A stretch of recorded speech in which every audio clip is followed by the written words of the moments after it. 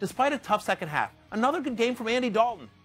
Red Rifle now with a third straight game with at least 18 fantasy points, right? Since Bill Lazor took over, Dalton is fourth in the NFL in touchdown passes, behind only Tom Brady, Carson Wentz, and Russell Wilson. Dalton, meanwhile, available in more than 60% of leagues. Now, his closing schedule isn't easy, right?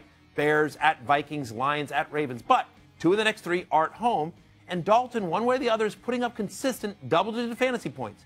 I believe he's a viable option in 12-team leagues, especially if Joe Mixon were to miss time, which would likely require Cincinnati to throw even more.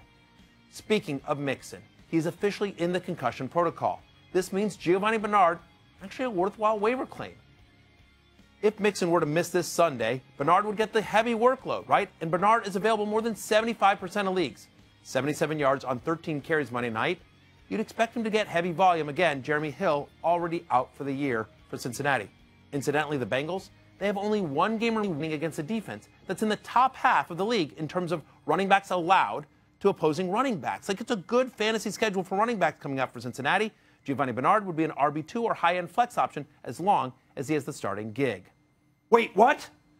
You're suggesting I play Giovani Bernard in the fantasy playoffs? Yes. I'm just saying. Okay. All right. Wait, hey, whoa, hey. All right, I get it. Oh, stop.